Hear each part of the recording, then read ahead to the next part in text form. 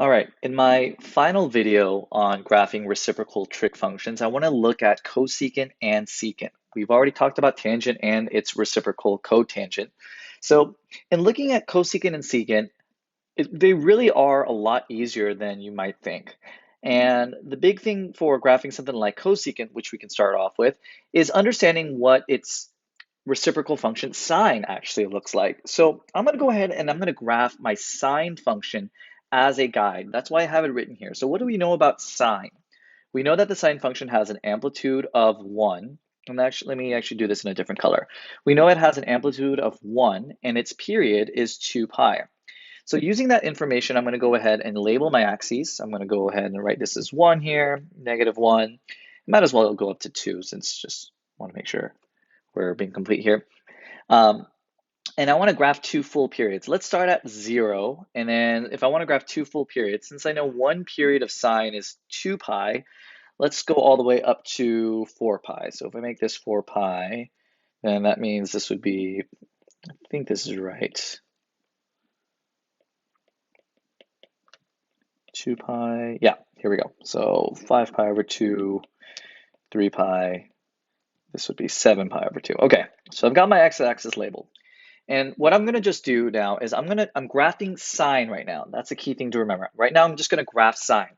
And I'm gonna do it in like a dotted line just so that you can see kind of generally what the shape is. Because I'm using this as a guide in order for me to graph cosecant. So for sine, I should remember that it goes mid, high, mid, low, mid, or intercept, maximum, intercept, minimum, intercept. And I'm just gonna keep it going here. So what I'm going to do now is I'm just going to graph in a kind of a dotted line here. I'm just graphing sine as a guide. So everyone should be able to do this at this point, just graphing sine. Okay, so there's my sine graph. And here's what I just need to remember about cosecant. And just for that cosecant, let me just switch gears. Cosecant is the reciprocal of sine. It's the reciprocal of the outputs of sine. So you could literally just go through these points here and find the reciprocal and graph it. So starting with 0, 0, that point, what is the reciprocal of 0? Well, the reciprocal of 0 is just 1 over 0. So that would actually give me a vertical asymptote. So wherever there is a, let me just make this a little bit larger. So wherever there was a 0, you can actually just draw a vertical asymptote there. And that one is crazy. I don't know what's going on there. All right. I'm just going to do this because I think it actually might be faster than switching back and forth. So wherever there was a 0, we can draw a vertical asymptote there. Whenever sine gives you an output of 0, cosecant, its reciprocal, would give us undefined. Now, let's think about all the other places. What is the reciprocal of 1? Well, the reciprocal of 1 is still 1. Ooh, I should probably change that size. The reciprocal of 1 is still 1, right? And to get a really better sense of what's going on here, let's just kind of arbitrarily choose a point like, let's say like 1/2 here. And ask yourself, what is the reciprocal of 1/2? Well, the reciprocal of 1/2 is 2. So where the graph would actually give us an output of 1/2 for sine, it would give us an output of 2 for its reciprocal. And just think about these values that like really close here, that are really close to 0. What's 1 over the reciprocal of something that's very close to 0? It would be something that's really, really large. So we see actually these values are actually going to look something like this. Because as the sine values get very small, the reciprocals are going to get very large. So the result is a graph that looks like this. So for these branches, you honestly, I'm not really particular about you plugging any points, about making them super accurate. You can just graph that value here and draw values that are decreasing and approaching the vertical asymptote. So this sine graph is going to look just something like this. So the easiest thing, or the easiest way of graphing the cosecant graph that I can kind of advise students on is just think about what the graph of sine looks like and find the reciprocals. It's that easy, okay? And on that note, let's go ahead and do cosine and its reciprocal secant. So for cosine, and I'll do this in blue as well, we know its amplitude is 1, its period is 2 pi. So I'm going to use that to label my x-axis just like we did before, and I'm just going to kind of just actually copy and paste this. I know that's kind of cheating, but we'll see. Hopefully this works. There that is. All right, and 1, 2, -1, -2, and I'm going to graph cosine in blue. So cosine starts off at its maximum, mid, low, mid, max. I'll just continue this on. So we're going to get something that looks like this.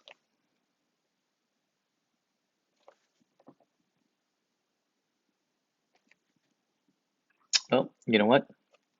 I want this to be dotted, and this probably is a good lesson.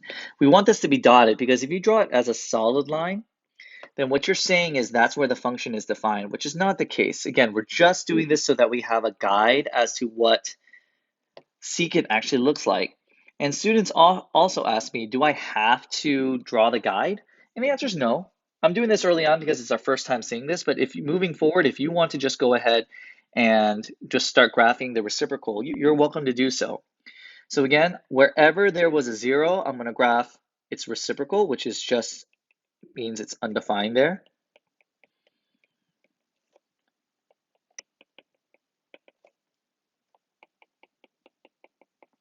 And everywhere else, we're going to do the same exact thing. We're just going to find the reciprocal of 1, which is 1. Reciprocal of a fractional value less than 1, which means it's going to start shooting out towards infinity. And that's all there is to it. So you might be asking yourself, what is one full cycle of secant look like? Well, we know that one full period is from 0 to 2 pi, so it would really just be everything from here to here. That's actually one full period of secant. Okay? All right. Now let's do, for the final one, let's do a cosecant graph with a transformation. So we're looking at y equals 2 cosecant of 2x. So there's some transformations going on here. And again, I would recommend just looking at the graph of y equals 2 sine 2x as its guide. So let's look at what we know from here. I'm going to change my color again. So we know that the amplitude is going to be 2. We know that its frequency here from this is going to be 2, which means the period is 2 pi divided by 2, which is pi. And the period divided by 4 is pi over 4. So using this information, let's graph what we know. I want to make sure that my y-axis has enough space to graph up to 2. So I'll go 1, 2 here, -1, -2. On my x-axis, I don't have any horizontal shifts I have to worry about. So let's just graph enough to make sure that we have a period of pi. So let's go from 0, make this pi, which means this is pi over 2, pi over 4, 3 pi over 4.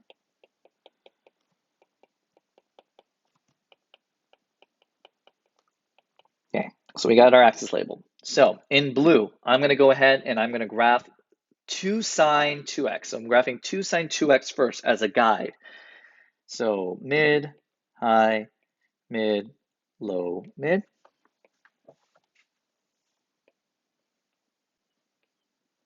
So we're going to get something that looks like this. Dotted line to indicate that this is not my actual function. This is not where it's defined. It's just something that I'm using as a guide. Again, I want to graph asymptotes wherever there was a 0, because the reciprocal of 0 is undefined. And then from there, I'm just going to graph. Oops. Let's chill out on that a little bit. All right. Just going to graph these.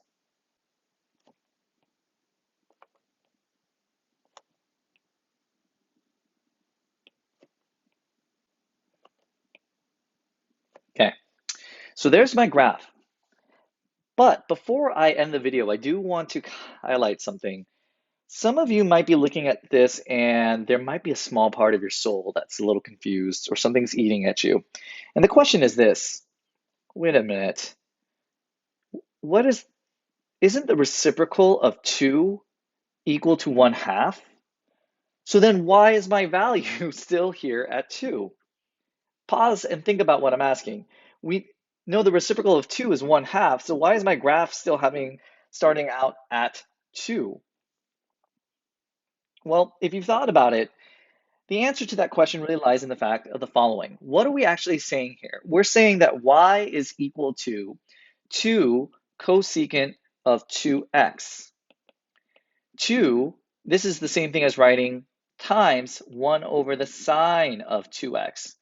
So let's choose a place where we're having a maximum. So something like, let's say, for example, pi over 4. 2 times 1 over sine of 2 times pi over 4. A lot of parentheses going on there. What are we actually saying here? This is the same thing as 2 times 1 over the sine of pi over 2, which is 1. So that's 2 times 1 over, excuse me, 1 over 1. That was actually right. And that's equal to 2. So the reason why I'm going over this is because, yes, the danger might be to think, oh, I'm just going to take all the y values there and find the reciprocal. That is technically what we are doing.